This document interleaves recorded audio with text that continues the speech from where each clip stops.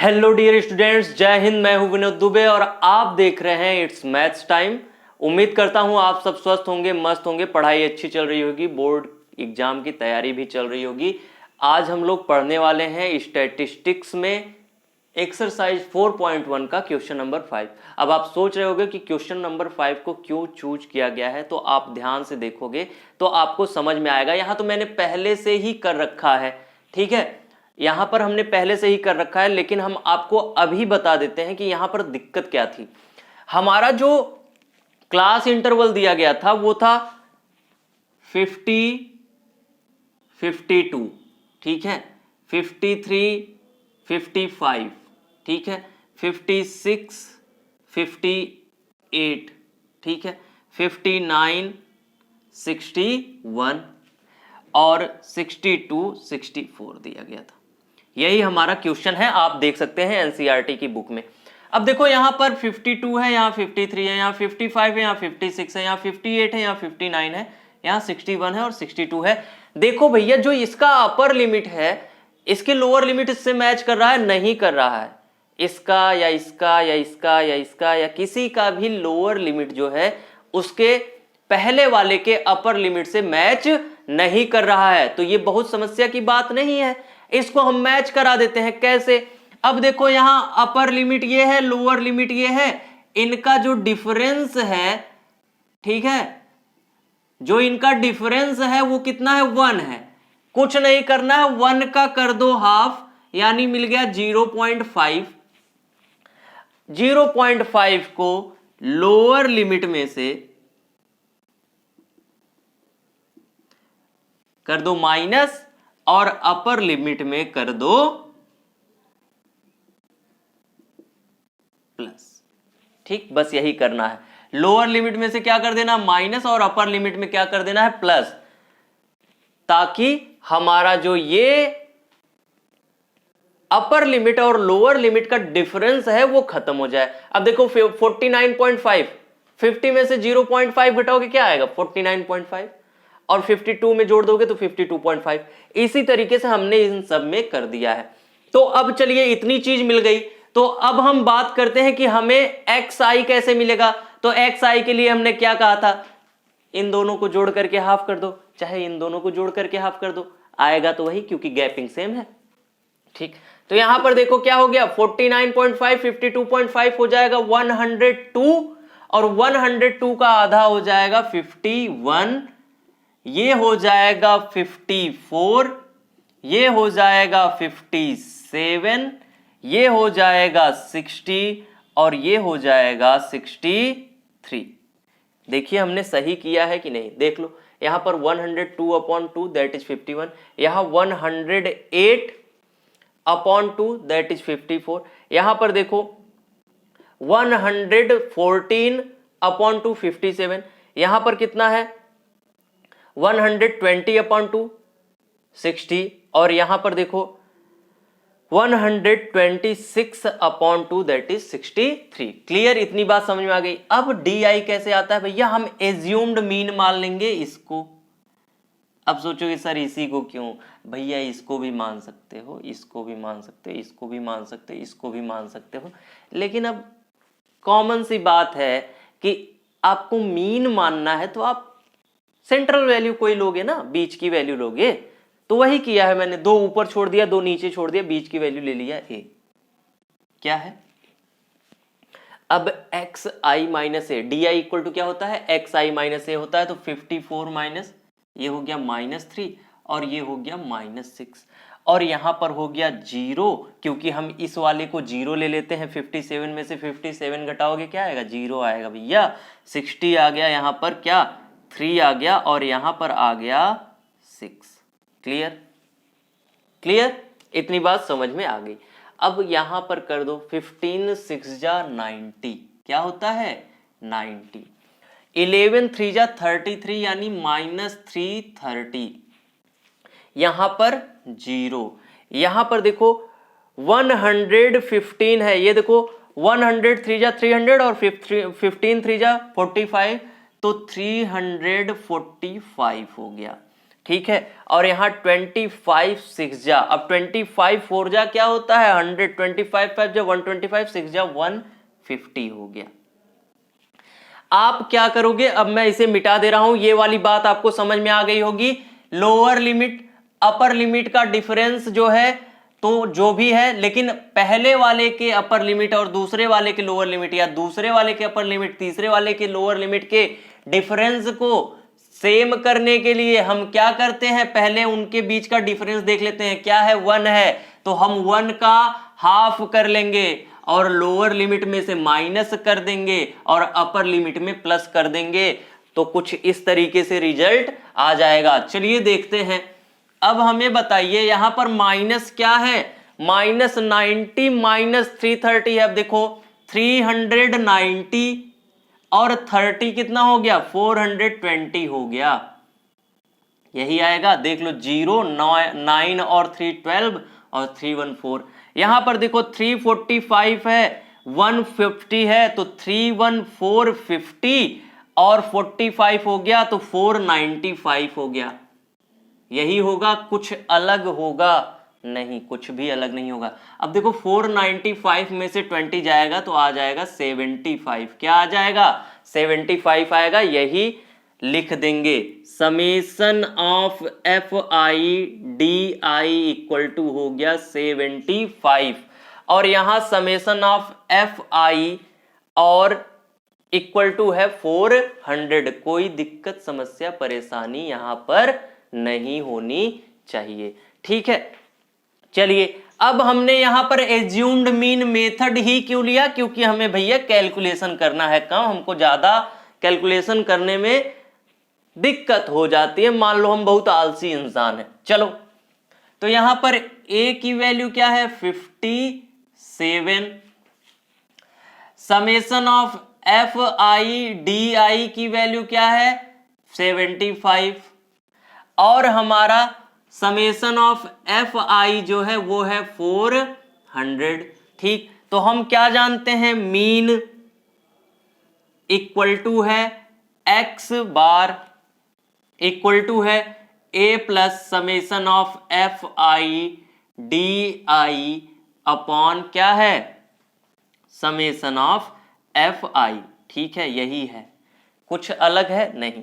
तो क्या हो जाएगा हमारा x बार इक्वल टू हो जाएगा a की वैल्यू 57 प्लस यहां पर है 75 अपॉन 400।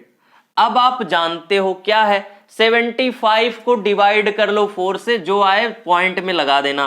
क्या हो गया, यहां x बार इक्वल टू हो जाएगा 57, और जब हम इसको डिवाइड करेंगे तो प्लस 0 करेंगे पॉइंट।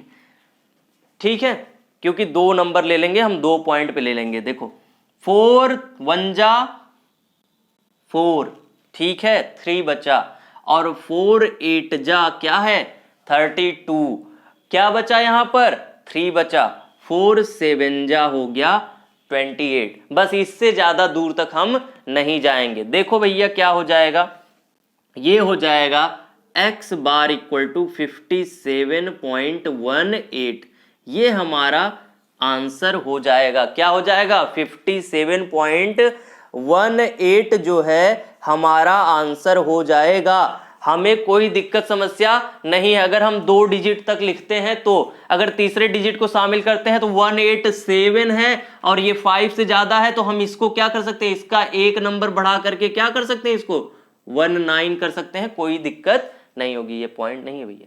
ठीक, क्लियर। तो ये है हमारा आंसर। तो एज्यूम्ड मीन मेथड के द्वारा हमने लगाया है इसको।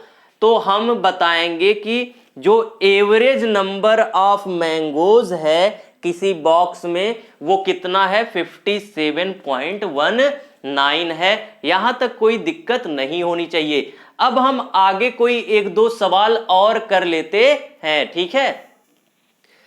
तो अगला क्वेश्चन हमने क्वेश्चन नंबर 7 ले लिया है। ठीक, क्वेश्चन नंबर 7 में क्या बोला है, to find the concentration of SO2 in the air, the data was collected for 30 locations in a certain city and is presented below. Find the mean concentration of SO2 in the air. अब देखो यहां पर हमने कुछ इस तरीके से table बना दिया है।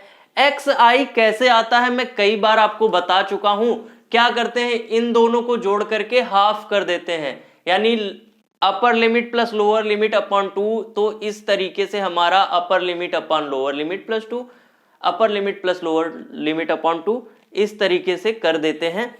ठीक है, तो ये हमारा मिल गया है कुछ डेटा इस तरीके से 0.02, 0.06, 0.10, 0.14 और 0.18 और 0.22 मिल गया है। अब हमको UI निकालना है, तो UI का फॉर्मूला हम क्या जानते हैं, XI क्या जानते हैं, XI minus A upon H। H क्या होता है, क्लास डिफरेंस होता है, क्लास डिफरेंस होता है H। इक्वल टू कितना है बताओ, 0.04 माइनस 0.00 करोगे तो 0.04 ही तो आएगा। ये हमारा H का वैल्यू है।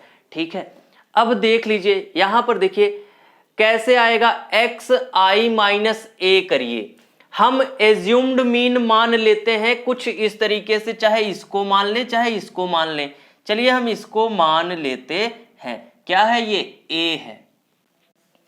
अब बताओ 0.6 में से 0.10 जाएगा तो क्या आएगा, माइनस 0.04 और यहां पर माइनस 0.08 आएगा।